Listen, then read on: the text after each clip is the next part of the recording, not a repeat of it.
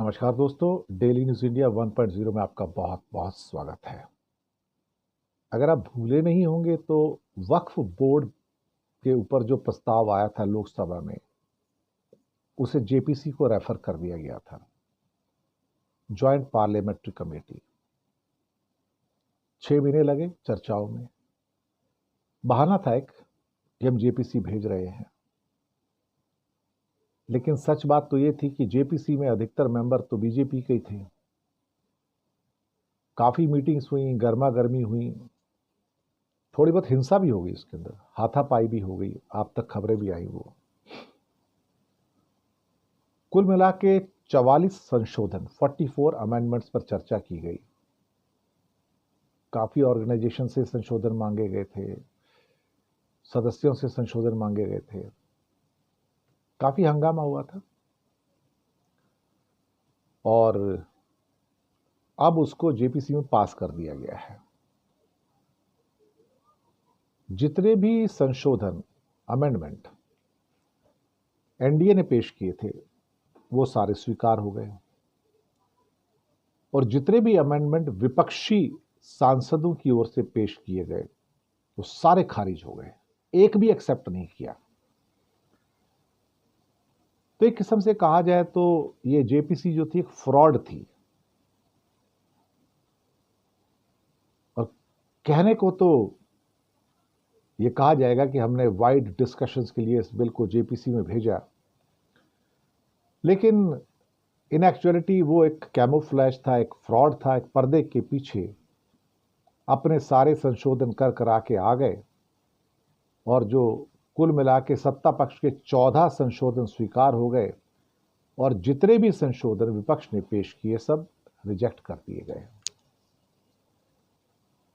जिला कलेक्टर को इस बात का अधिकार दे दिया गया कि वो डिसाइड करेगा कि कोई संपत्ति वक्फ के अंडर आती है नहीं आती है।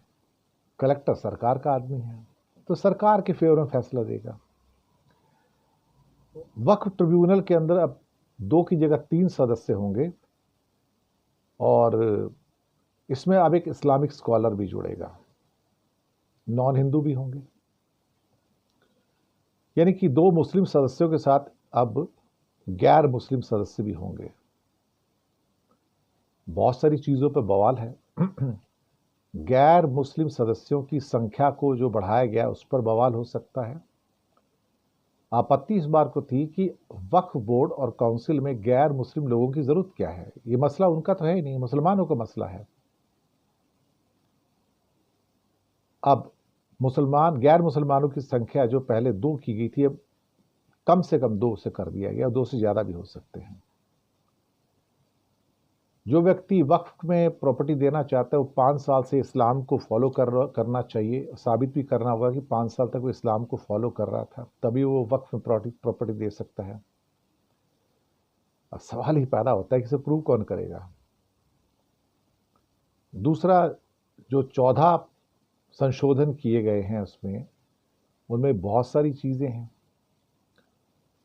जब संशोधन पास किए तो 31 में से सिर्फ 16 मेंबर मौजूद थे, सब पर वोटिंग हुई और बैठक के दौरान करीब 31 में 26 सदस्य आए, 16 सत्ता पक्ष के और 10 विपक्ष के। तो विपक्ष की ओर से लाए गए सभी प्रस्ताव, सारे अमेंडमेंट रिजेक्ट कर दिए गए।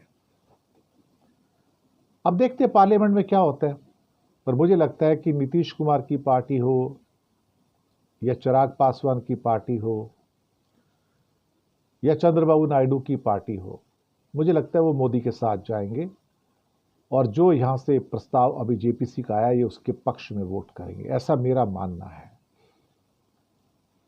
बाकी अब धीरे धीरे हर आदमी मोदी के पक्ष में जा रहा है और खासतौर से इंडिया गठबंधन से बहुत दल ऐसे होंगे जो शायद मोदी के पक्ष में इस पर वोट करें, ऐसा मेरा फील है। जो देश में बयार बह रही है एंटी मुसलमानों की, तो उसमें बहुत सारे अब लोग ऐसे होंगे जो एनडीए के पक्ष में और वक्फ बिल का जो संशोधन है उसके फेवर में बात करेंगे वो, ऐसा मुझे लगता है। चलिए देखते हैं जो भी होगा, लेकिन फिलहाल सरकार ने या हिंदुत्व की लॉबी एक और विक्ट्री में कामयाब हुई ऐसा लग रहा है। अब बिल आएगा तो पता लगेगा क्या गर्मा गर्मी होती है। अभी से क्या कहना। शुक्रिया।